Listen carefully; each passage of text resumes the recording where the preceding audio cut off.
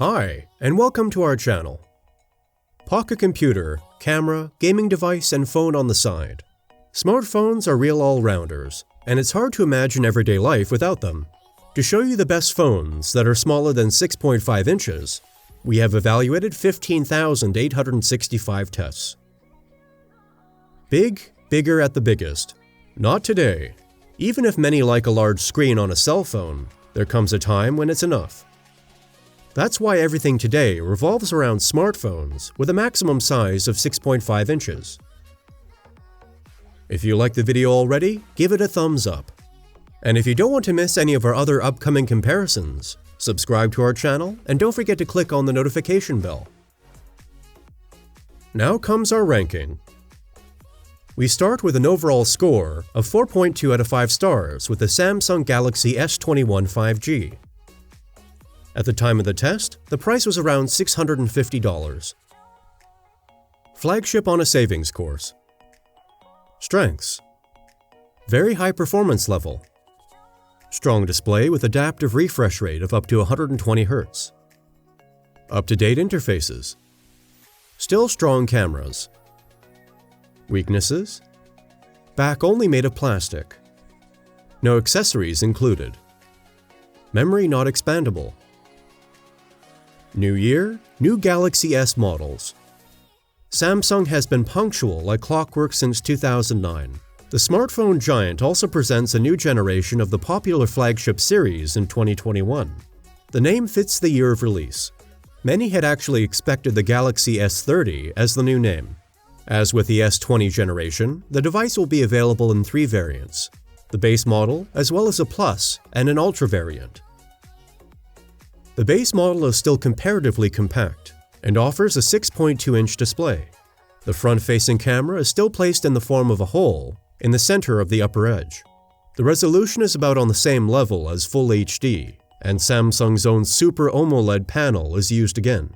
In previous years, the Galaxy models had already resolutions in the 1440p range, which is why it seems like a step backwards. But this supposed downgrade has a reason. The display offers a refresh rate of 120 Hz. This not only makes all animations much smoother, but can also provide a clear added value in games. The frame rate is adaptive and thus automatically adjusts to the displayed content. It goes down to 48 Hz for static pictures, which saves battery power. The back of the S21 is made of plastic, which is a bit sobering for a premium smartphone. At least the camera module is nicely framed in the casing and color-coordinated with the rest of the casing. When it comes to the chipset, it again boils down to different solutions, depending on the region. A part of the S21 lineup gets the brand new Snapdragon 875 processor, and some regions, including Germany, get devices with Samsung's own Exynos 2100. The differences were marginal in the predecessor generations, but the Snapdragons are somewhat more performant, according to experience. However, the high-end smartphone will certainly not lack computing power. The working memory is 8 GB in both models, and 256 GB of storage is available for $50 more. The chipset is also accompanied by support for 5G mobile, Bluetooth 5.1, and Wi-Fi 6.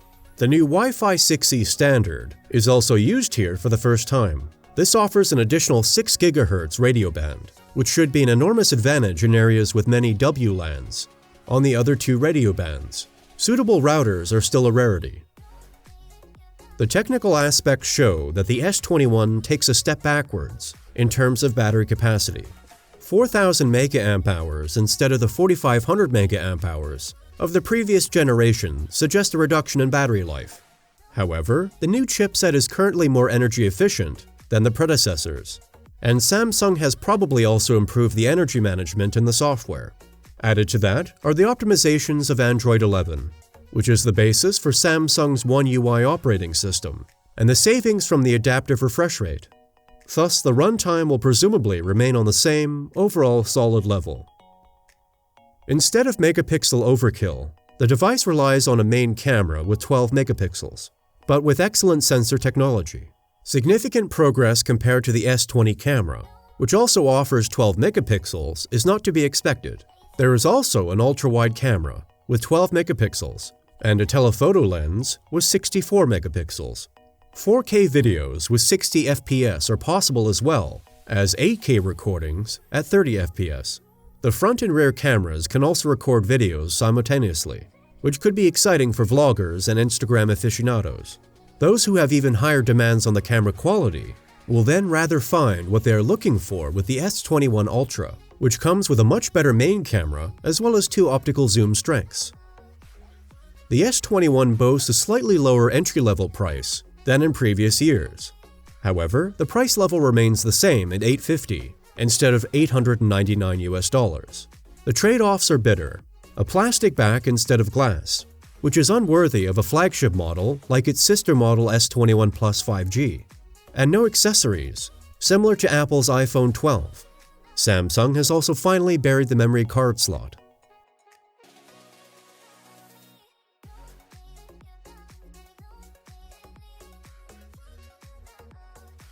We continue with an overall score of 4.2 out of 5 stars that we have determined for the Samsung Galaxy S22. At the time of the test, the price was around $850. The new Galaxy brings little that is new. Strengths: bright and colorful AMOLED display with dynamic frequency. Finally, a high-quality glass back. Usual good cameras. Weaknesses: battery has been reduced to 3700 mAh and charges comparatively sluggishly, 25 watts. Cameras without real innovations / special features. Memory not expandable. Weak scope of delivery. Simple model update or real innovation? This real question could be asked when looking at Samsung's brand new flagship. Virtually almost nothing has changed compared to the predecessor. However, the back is now made of glass and no longer comes in plain plastic, which is actually self-evident for the price. And it is high as usual with $849 US for 128 gigabytes or $899 US for 256 gigabytes for the market launch on March 11, 2022. In addition, the entire casing has become a bit slimmer overall. Downside: the battery shrinks from 4000 mAh to 3700 mAh in the meantime. However, this does not mean the battery runtime will be shorter, because the new in-house Exynos 2200 chip was manufactured in a 4nm process, which should result in an increased energy efficiency compared to the predecessor. Thus, the S22 should last about as long without a power outlet as its predecessor. Hardly anything has changed in the display. The familiar Full HD resolution with a dynamic 120Hz is used. During certain activities, the refresh rate can be lowered to save energy. Unfortunately, Samsung has changed its spec sheets afterwards. The display apparently only supports 48 to 120 Hz and not 10 to 120 Hz as it was previously stated. This is very disappointing.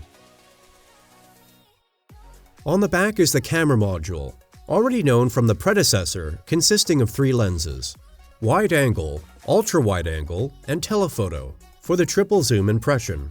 The maximum resolution is 50 megapixels, and Samsung promises to have revised the software for improved low light performance. Unfortunately, you can only have 2 memory variants to choose from, but up to 8 color variants. The device cannot use memory cards, and the scope of delivery is unfortunately weak for this price, as is now common. The Galaxy S22 can change its battery with up to 25 watts, which is very low compared to other manufacturers. A power adapter is not included. By the way, we have linked all the smartphones below in the video description for even more details. Moving on, we continue with the overall score of 4.4 out of 5 stars, which we determined for the OnePlus North 2 5G. At the time of the test, the price was around $360. The flagship destroyer goes one better. Strengths: first-class price-performance ratio. Attractive AMOLED display with 90 Hz. High-end chipset ensures strong computing power. Good main camera with optical image stabilization. Weaknesses: not waterproof. Memory not expandable.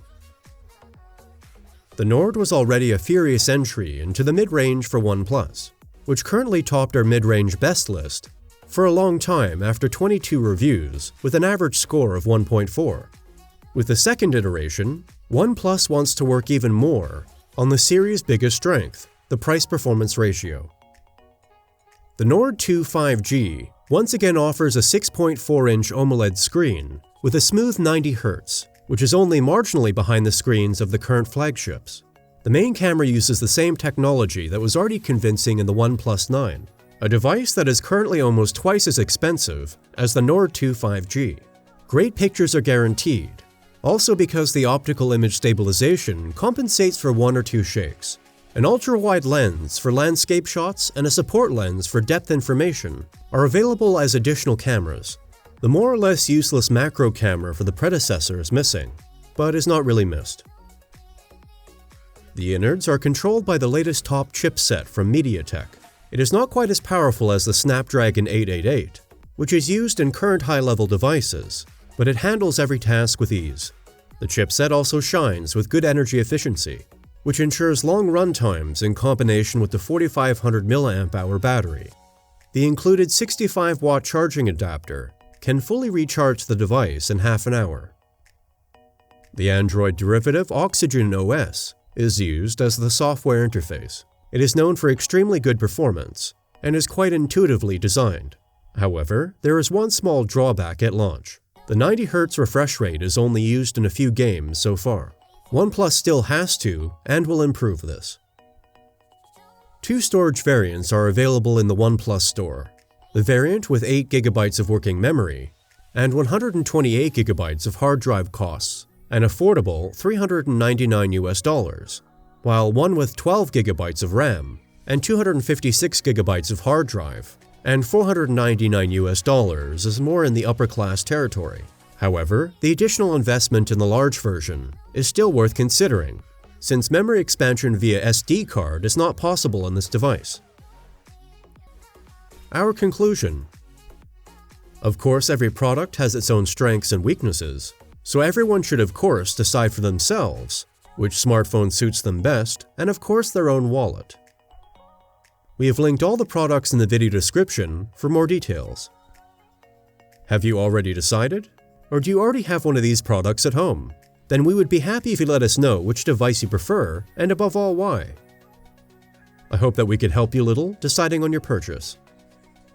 And maybe you can tell us in the comments which product you like best and which one you might have already decided on. We also have many other comparison videos just like this one, featuring many different products at many different price points, so consider having a look. Also, please leave a like, and don't forget to subscribe to the channel and click on the notification bell. That would really help us and the channel. Thanks for watching, and see you very soon. Goodbye.